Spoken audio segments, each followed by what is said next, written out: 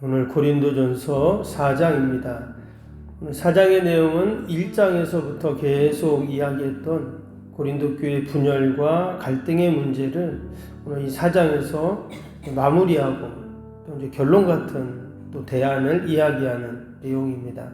우리가 앞에서 계속 십자가의 도에 대한 말씀을 계속 나눴죠. 십자가의 도가 하나님의 지혜이고 또 하나님의 능력이다. 이런 말씀. 그리고 우리가 이 고린도전서는 계속 이 십자가의 도에 대한 말씀이 반복이 된다고 했습니다. 오늘도 다 연결이 되는 말씀입니다.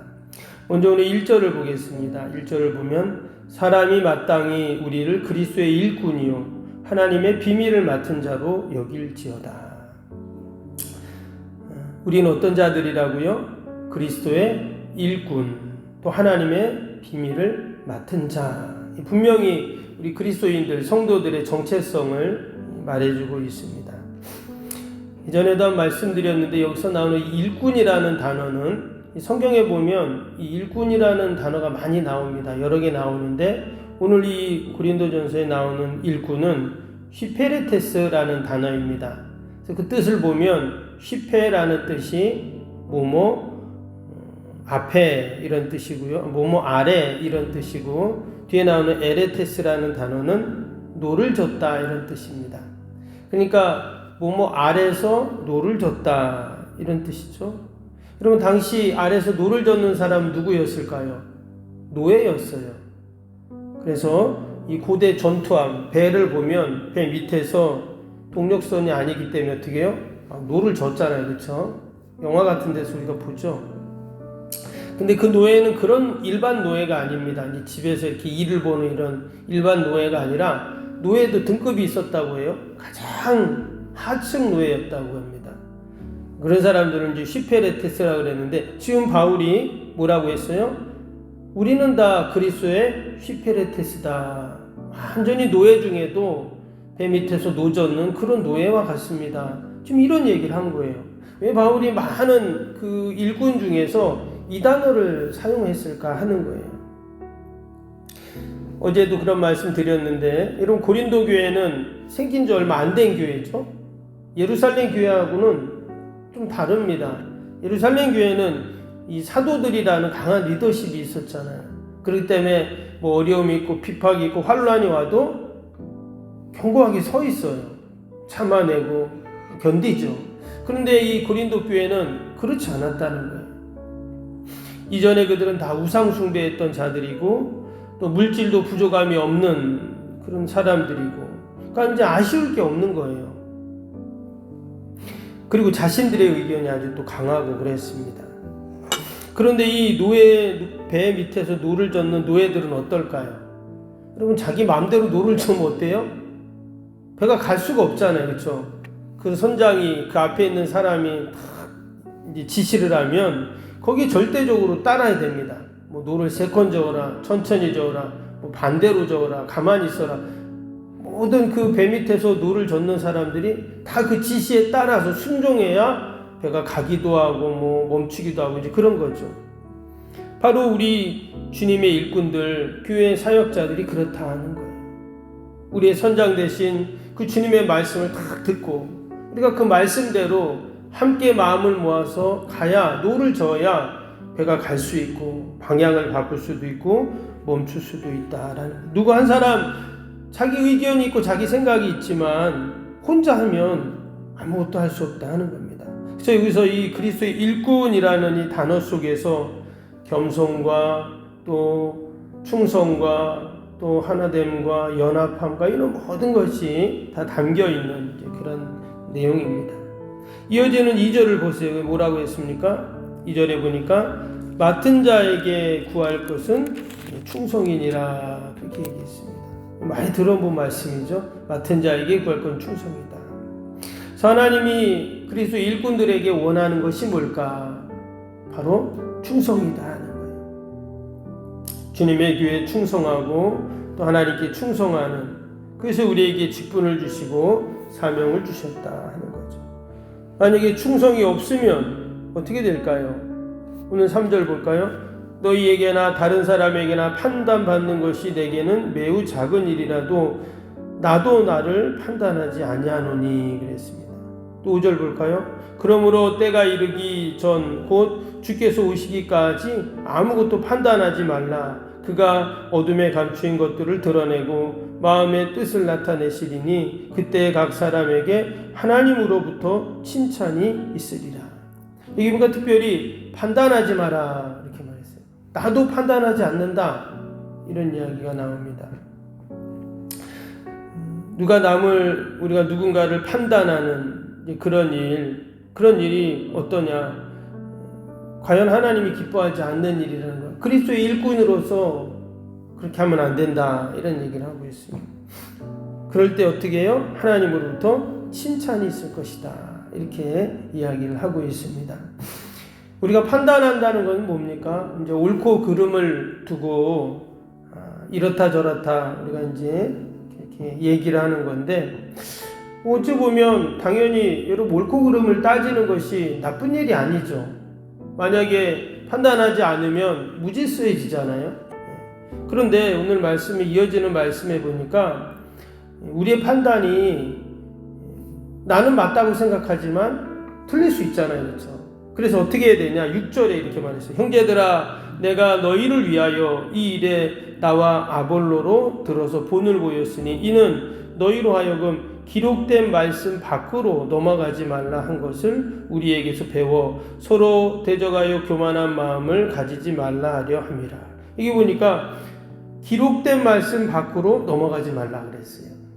그러니까 우리의 삶의 기준이 뭐라는 거예요? 기록된 말씀. 우리가 하나님의 말씀의 기준으로 우리가 살아갈 때, 그러니까 나는 옳고 그름을 기준대로 판단하지만 그것이 하나님이 기뻐하지 않고 기록된 하나님의 말씀에서 우리가 살아갈 때 복된 삶을 살 수 있다 하는 그런 말씀, 하나님께 칭찬을 받는다 이렇게 이야기를 한 것입니다. 우리가 오늘 하루 또 살아갈 때 우리가 하나님의 말씀의 기준으로 살기를 축복합니다. 그럴 때 하나님 칭찬이 있다 이렇게 이야기를 하는 거죠. 오늘 마지막 14절 15절도 한번 볼까요? 여기 보니까 이런 말씀이 나와요. 내가 너희를 부끄럽게 하려고 이것을 쓰는 것이 아니라 오직 너희를 내 사랑하는 자녀같이 권하려 하는 것이라. 그리스도 안에서 1만 스승이 있으되 아버지는 많지 아니하니 그리스도 예수 안에서 내가 복음으로써 너희를 낳았습니다. 바울이 지금 이 고린도 교회에 편지를 보내면서 많은 얘기를 하고 있는데, 이렇게 편지를 쓰고 권하는 이유가 뭐라고 했어요? 여기 보니까 너희를 부끄럽게 하려 하는 것이 아니다 그랬어요. 우리가 앞에서 지금 딴 사람 옳고 그름 판단하지 말라 그랬죠? 근데 마치 바울이 고린도 교회 성도들을 판단하는 것처럼 보일 수가 있어요. 왜 니네들 이렇게 하냐, 이렇게 하는 게 맞다, 그렇죠? 그런데 실제는 그게 아니라 뭐라고요? 이 안에 사랑이 이렇게 담겨 있잖아요.